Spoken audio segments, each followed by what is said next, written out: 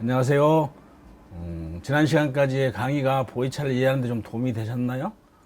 제가 제 차실에서 많은 사람들에게 보이차 강의를 실제로 하고 있지만은 일상생활에서 강의하는 것과 이 카메라 앞에서 강의하는 건 되게 큰 차이가 있네요. 제가 탤런트나 배우가 아닌 이상 카메라에 익숙하지 못하기 때문에 카메라를 보고 강의하는 게 되게 좀 아직 좀 낯설고 좀 어색합니다. 그럼에도 불구하고 지난번 강의 밑에 많은 분들이 댓글로 격려해 주시고 질문도 많이 올려주셨어요. 그래서 그런 것들을 보면서 굉장히 큰 위로가 됩니다. 아직은 좀 어색하지만 그래도 열심히 노력해서 많은 자료들 준비해서 좋은 강의 올려드릴 테니까 관심 많이 가져주시고 많은 격려 부탁드리겠습니다. 그럼 오늘 강의 시작하겠습니다. 6대 차류를 분류할 때 대개 미생물들에 의해서 후발효가 진행되는 차를 흑차류라고 이렇게 분류를 합니다.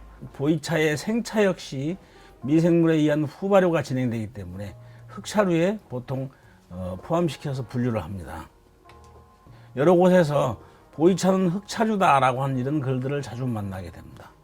생차, 숙차 구별할 것 없이 그냥 모든 보이차를 싸잡아서 흑차류에 포함시키고 있는 것들을 자주 본다는 얘기죠. 근데 문제는 보이차의 생차와 숙차는 그 발효가 엄청나게 개념이 다르기 때문에 한데 뭉뚱그려서 싸잡아 가지고 흑차류다라고 이렇게 분류하는 것은 논란의 여지가 있습니다. 생차와 숙차는 그 만드는 방법에 따라 각각 발효의 개념에 큰 차이가 있죠. 숙차 역시 악토의 과정에 미생물에 의한 발효를 하지만은 이미 발효가 완성된 상태에서 출시를 하기 때문에 후발효와는 전혀 무관합니다. 근데 이제 거기에 반해서 생차는 산화 효소에 의한 산화 변화까지 같이 병행이 되면서 거기다가 미생물에 의한 후발효가 진행이 되기 때문에 개념이 아주 복잡해지죠. 단순한 그냥 후발효차라고 하기에는 상당히 복잡한 개념을 가지고 있습니다. 콩으로 메주를 만들 때에는 볏짚 속에 서식하는 황국균 아스페러질러스 오리제라고 합니다. 황국균에 의해서 1차적인 발효가 먼저 진행이 되고 그 다음에 2차적으로 효모나 바실러스균 등이 등등 다양한 미생물이 자리 잡아서 완전한 발효식품이 만들어집니다. 거기에 비해서 생차는 크게 두 가지가 진행이 되는데요. 하나는 산화 변화입니다. 즉 찬잎 속에 내재되어 있는 산화 효소에 의해서 폴리페놀류 및 아미노산 등등 차 물질들이 화학적으로 변화하는 과정이죠. 이런 산화 변화와 더불어서 미생물에 의한 발효가 같이 진행이 됩니다.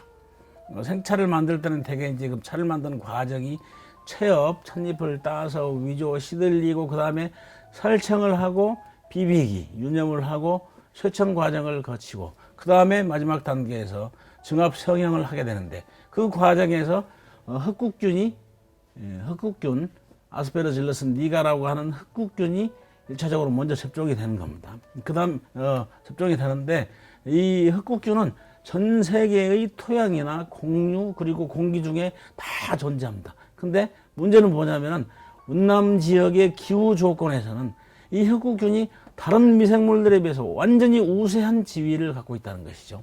그래서 이 흑국균은 황국균과 같은 유익한 곰팡이의 일종인데 이 곰팡이에 의해서 1차적으로 먼저 분해가 이루어지고 난 다음에 그 다음에 2차적으로 다른 다양한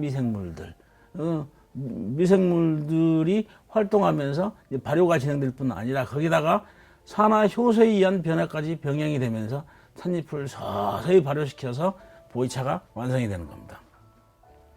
이제 보이차의 제조 초기에는 생차는 거의 녹차에 가깝지만 세월이 흐르면서 숙성이 되어서 발효차가 만들어지는 것이죠. 이것을 월진오량이라고 얘기합니다. 세월이 흐를수록 향이 깊어진다. 생차는 숙차처럼 제조 과정에서 발효가 이루어지는 것이 아니고 제조 이후의 미생물들에 의해서 발효가 진행되기 때문에 후발효차다라고 분류가 가능한 거죠. 근데 위에서 보면은 숙차는 후발효와는 전혀 무관한 차가 아닙니까? 근데 숙차에 대해서 다시 한 번 더 살펴보겠습니다. 숙차는 위에서 청구장을 만드는 과정과 비슷하다라고 설명했었죠. 청국장을 만들 때는 보통 콩을 삶은 이후에 45도가 넘는 높은 온도에서 볏짚 속에 서식하는 세균인 바실러스 스부틸러스에 의해서 발효시킨 발효식품입니다. 이 청국장을 만들 때는 이 바실러스 스부틸러스 이외의 여타의 곰팡이나 다른 잡균들의 서식은 완전히 차단이 됩니다.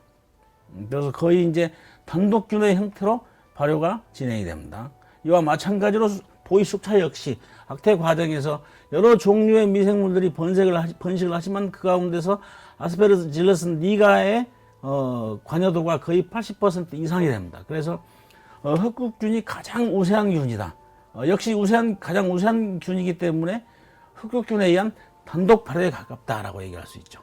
이 흑국균은 보통 온도가 39도씨 그리고 상대 습도가 88%가 넘는 고온 다습의 환경에서 가장 활동이 활발해집니다. 이러한 흑국균이 가장 왕성하게 활동할 수 있는 그 환경을 만들어준 것, 그것이 바로 보이 숙차의 발효 공정인 악태 공정입니다. 위에서 숙차를 만드는 그 제조 공정이 청국장을 만드는 과정과 비슷하다라고 얘기했는데 그 핵심 내용을 이해하시겠습니까? 왜 두 가지가 비슷한 거죠? 문제는 핵심은 그 우세균에 의한 단독 발효다라고 하는 데 있습니다. 청국장을 만들 때 우세균은 어떤 것이었습니까? 바실러스 스부틸러스였죠. 그 다음에 숙차를 만들 때 우세균은 아스페르질러스 니가, 이 두 개가 각각에 있어서의 우세균의 위치를 가지고 있고, 이것들에 의해서 거의 단독 발효의 형태로 발효가 되고 있다라고 하는 점이 가장 핵심적인 내용입니다. 지금까지 내용을 좀 정리해보면, 생차는 후발효차다. 고로 생차는 흑차류에 포함시킬 수 있다. 근데 숙차는 후발효가 아니고 차를 출시하기 전에 이미 발효가 완성됐다. 완전한 의미의 발효차다. 아까도 언급했듯이 전 세계 모든 차 가운데서 완전한 의미의 발효차는 이 보이 숙차 한 가지밖에 없다라고 했습니다. 그래서 숙차는 흑차류에 포함시킬 수 없다. 뭉뚱그려서 싸잡아가지고 모든 보이차는 다 흑차류다라고 얘기하는 것은 이런 것에 대한 개념이 전혀 없는 것이죠. 녹차는 비산화차죠. 우리가 6대 차류를 한번 쭉쭉 들어봅시다. 첫 번째 녹차, 비산화차입니다. 두 번째 백차, 약산화차. 세 번째 황차, 경산화차. 네 번째 청차, 가운데 중산화차. 그 다음에 다섯 번째 홍차, 무거울 중산화차.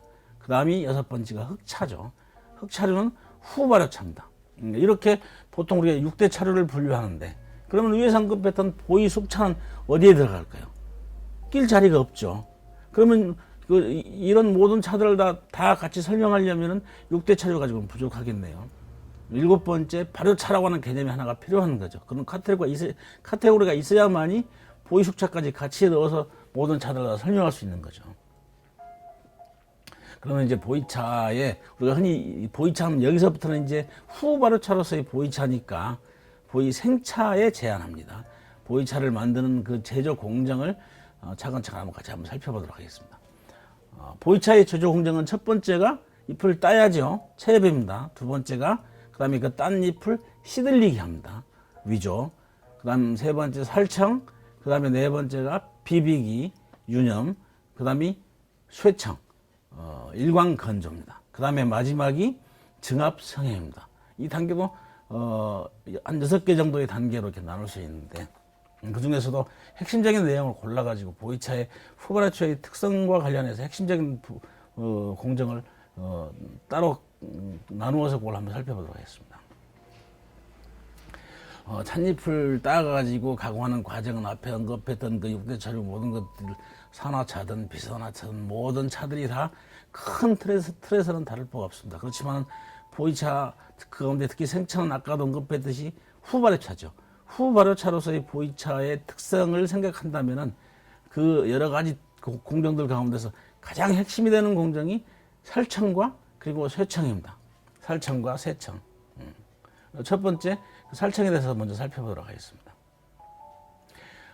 만약에 차나무 잎을 따가지고 채엽한 잎 생엽을 그대로 방치해 둔다면 어떤 현상이 발생되겠습니까?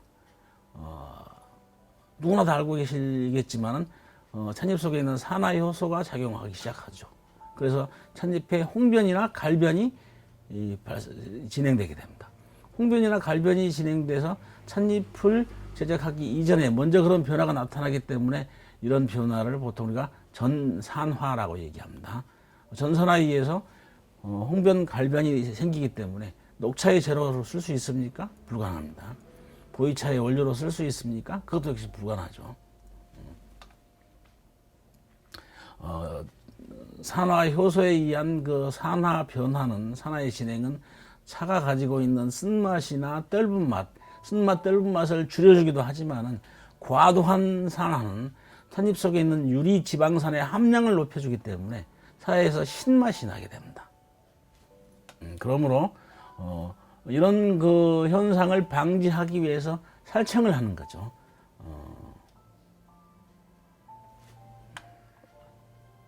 살청은 어떤 과정이냐? 찻잎에 열을 가해서 찻잎 속의 산화 효소의 변성을 유도하는 과정이다라고 할 수 있죠. 솥에서 찻잎을 살청을 하게 되면 어떤 현상이 나타납니까? 찻잎의 온도가 85도 이상이 되게 되면은 그때부터 산화 효소의 활성이 급격하게 둔화가 됩니다.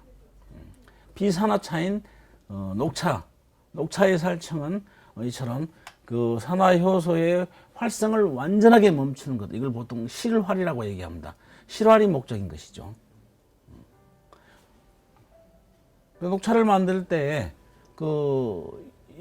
지금처럼 완전하게 그 산화 효소의 그 활동을 멈추지 못하면, 실화를 시키지 못하면은 설청이 끝난 이후에 서서히 그 다음 단계 유념과 그리고 건조 과정에서도 산화 효소가 지속적으로 진행이 되니까 그 이파리가 붉게 변하는 홍변 현상이 발생하게 됩니다. 그러면 이제 이 찻잎 가지고는 녹차를 만들 수 없게 되는 거죠. 이 녹차와는 달리 녹차는 완전한 활성의 정지, 실활의 목적이 있다. 그렇지만 이와 달리 후발효차인 보이차는 효소의 활성을 어느 정도 남겨둬야 합니다. 그러기 위해서는 보이차 살청의 핵심은 좋은 살청이다. 녹차에서는 실화를 위해서 고온 살청을 하지만은 상대적으로 보이차는 그보다 낮은 온도에서 살청을 하는 것이 살청의 가장 큰 특징이다라고 할 수 있습니다. 좋은 살청이 반드시 이루어져야 되고, 그렇게 해야만이 효소의 활성이 어느 정도 남아 있어서 후산화가 이루어지고 그와 더불어서 후발효가 진행될 수 있다는 얘기입니다. 이런 이유들 때문에 살청을 보이차 가공의 첫 단추다라고 할 수 있습니다. 이 첫 단추가 잘못 끼워지면 모든 그 단추들이 다 어긋나게 되는 거죠. 그러니까 보이차를 제작하는 과정에 이 살청이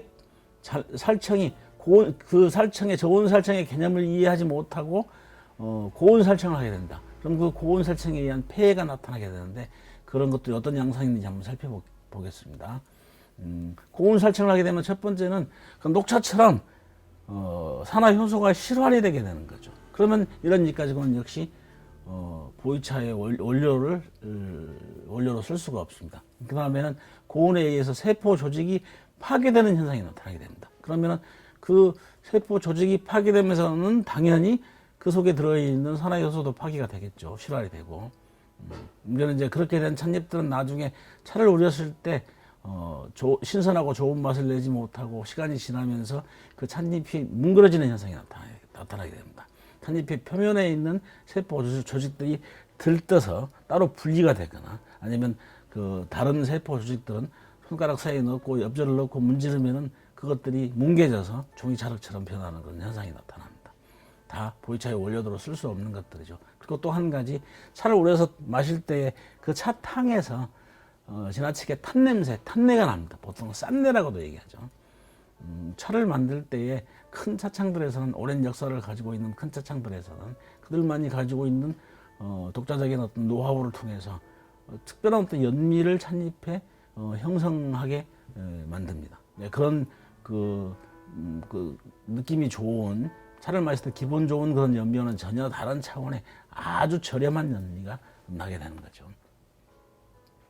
그 다음 단계에서 이제 살청을 마친 찻잎은 유념 과정에 들어가게 됩니다. 비비기를 통해서 찻잎의 표피층을 형성하고 있는 세포들을 파괴하고 거기다 상처를 내는 거죠. 그 상처를 만들어놔야만이 차를 우릴 때에 찻잎 속에 들어있는 차 성분들이 그 상처 부위를 통해서 최대한 잘 우러나기 때문입니다. 그것을 만들어주는 과정이 비비기, 유념이다라고 할 수 있죠. 이렇게 이제 유념을 마친 찻잎들은 대나무 광줄이나 채반 등에 널어서 일광에다가 건조해서 모차를 만듭니다. 그렇게 해서 햇볕에 말려서 모차를 만드는 과정을 쇠청이라고 합니다. 일광 건조라고 보통 얘기하죠. 이렇게 일광 건조를 통해서 만들어진 쇠청 모차는 중요한 개념입니다. 9에서 13% 정도의 찻잎 속에 수분을 함유하게 된다. 보통 이것을 함수율이라고 얘기하는데 이 9에서 13%의 함수율은 나중에 후발에 있어서 대단히 중요한 역할을 하게 됩니다.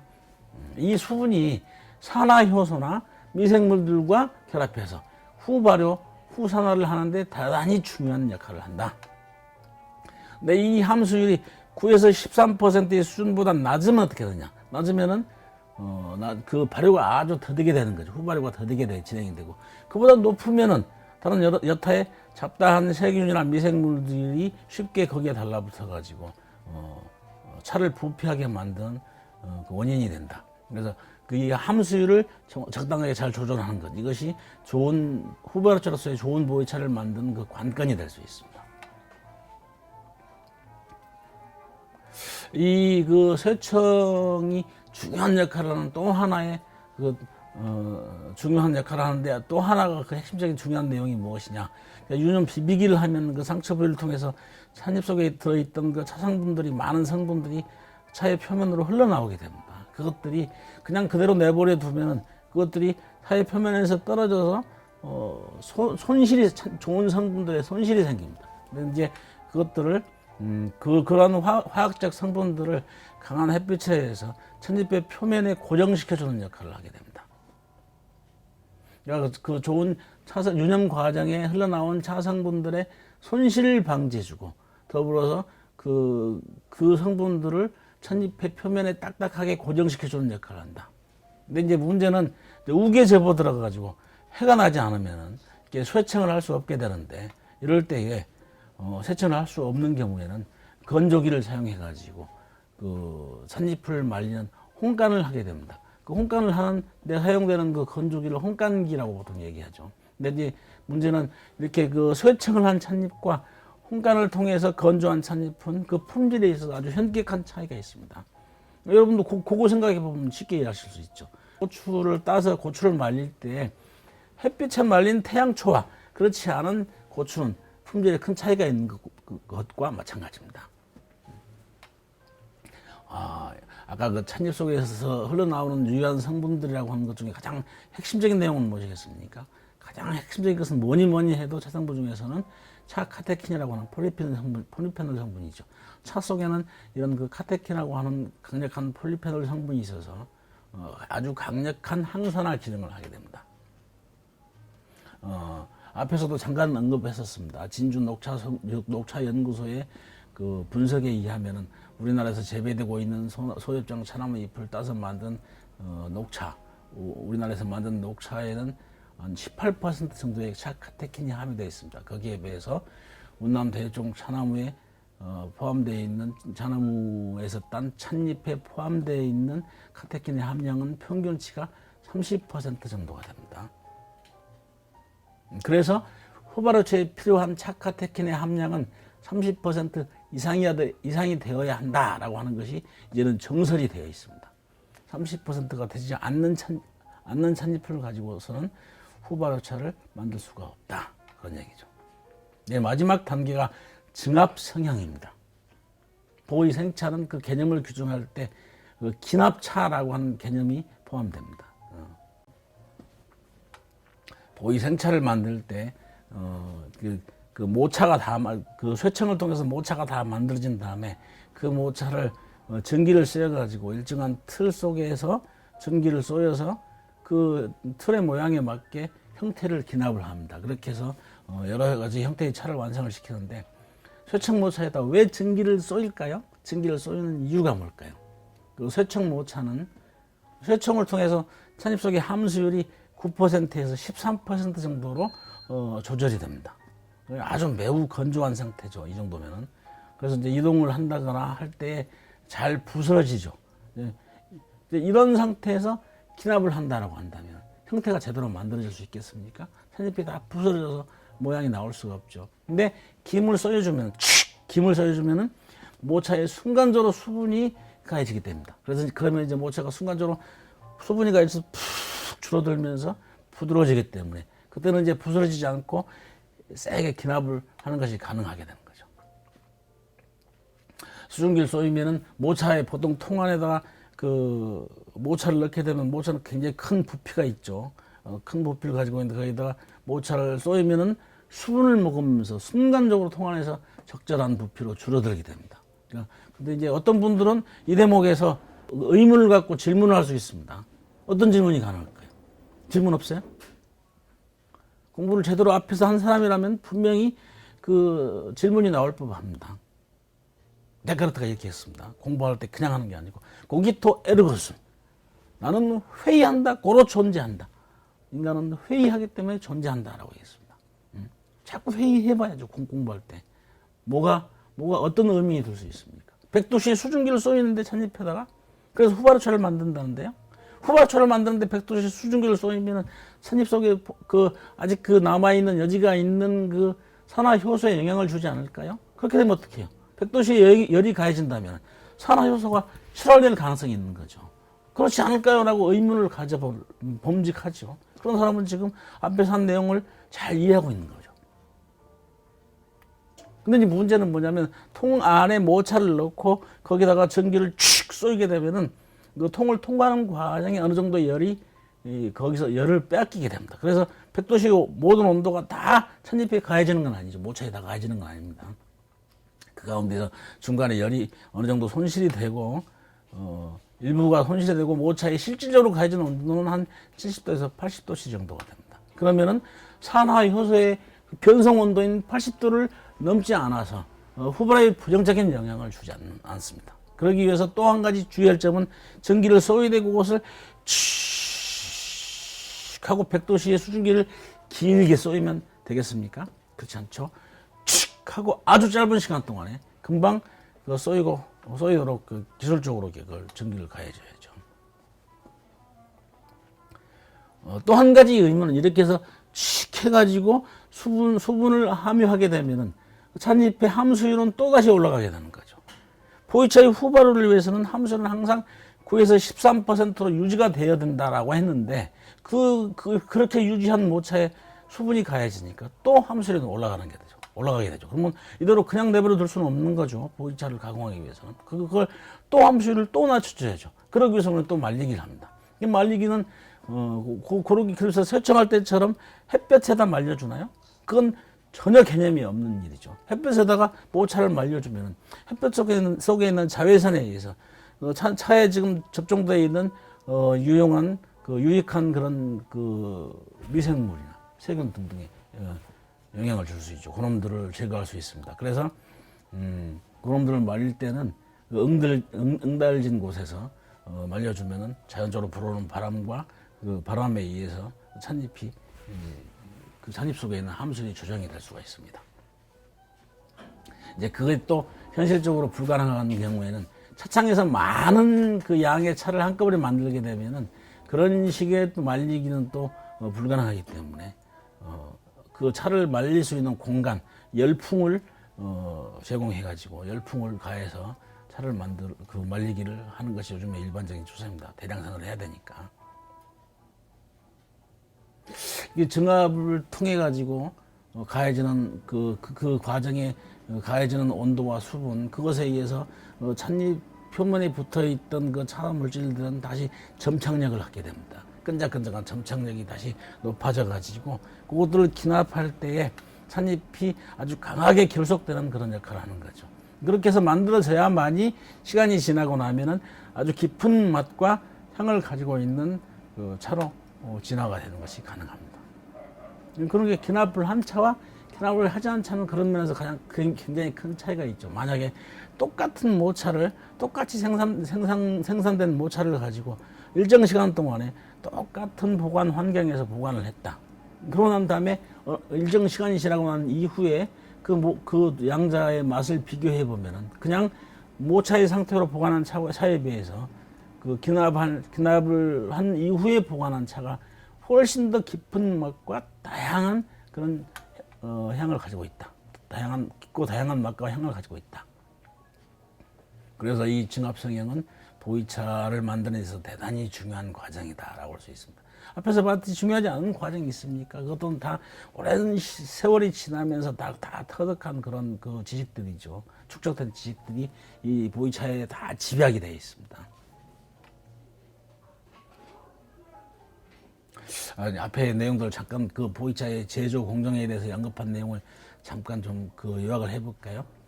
보이차 제조 공정에 있어서 핵심은 첫 번째 단추는 무엇이다? 첫 번째 단추는 살청이라고 했습니다. 근데 그 보이차 가공 과정에 있어서 살청의 특징은 한마디로 뭐라고 어떤 살청이다라고 규정할 수 있습니까? 보이차의 살청은 저온 살청이다. 녹차의 살청은 비산화차는 고온 살청이 필요하지만은 보이차는 저온 살청을 해야만 한다. 그래야만이 후 발효의 여지가 남는다라고 했었습니다. 살청.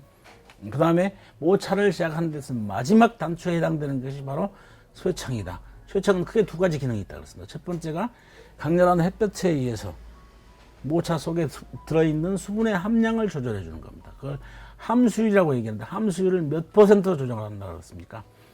9에서 13% 수준으로 함수율을 조절을 한다고 그랬죠. 그래야만이 그것이 나중에 산화효소나 미생물과 결합해 가지고 적절한 그런 진화가 진행이 된다는 얘기입니다.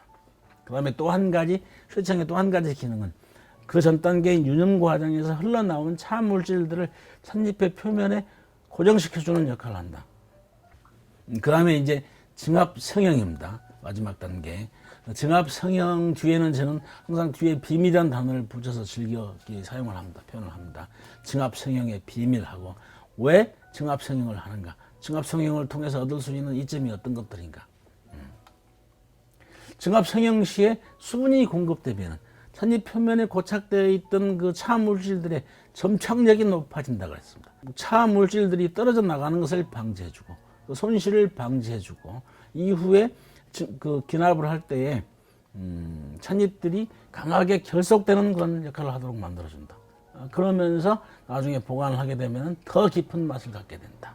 보이차를 보이차답게 만들어주는 가장 마지막 단계의 비밀스러운 작업이 바로 이 증압 성형이라고 하는 거죠. 왜 보이차는 동그랗게 만들었지? 왜 네모나게 만들었지? 왜 단단하게 만든 거야? 차를 막 해교하면서 부시면서 왜 이렇게 단단하게 만든 거야? 라고 이렇게 얘기하는 사람들이 있습니다. 다 이게 숨어있는 비밀이 있는 거죠. 지금까지 제가 3강을 만들어 봤습니다만 유튜브를 통해서 강의할 수 있는 내용은 되게 아주 개괄적인 내용들입니다. 실질적으로 차를 마셔보고 감평할 수 있는 그런 실질적인 내용들은 여기서 행하기가 쉽지는 않죠. 불가능한 것들이니까. 제가 있는 선농단에 제 차실에 오시면은 여기 보다시피 여기 그 차 샘플 케이스들이 있죠. 여기 보다시피 약 250종류 정도의 그 샘플들을 제가 보유하고 있습니다. 연대별로 그리고 차나무의 수종별로 그 고수차냐 아니면은 재배차냐 아니면은 그 고수차 중에서도 차산별로 어느 차산 지역의 찻잎을 가지고 만든 차인가 그리고 차창별로 또한 거기다가 제조 과정에 있을 수 있었던 어떤 문제점들을 차를 마셔보고 찻잎 분석을 통해서 그것을 찾아내고 밝혀내고 그럼으로써 좋은 차를 선택하고 좋지 않은 차를 선택하지 않을 수 있는 그런 기준을 찾아보는 거죠. 이런 체험들을 위해서는 일단 같이 와서 마셔보는 게 중요합니다. 단순하게 유튜브를 보고 이해하는 것도 중요하지만은 그래서 성차사에 방문하는 것이 꼭 필요하다. 자, 같이 한번 모여서 차를 마셔봅시다. 들어와. 같이 모여서 차를 마셔봅시다. 한번 와보시죠.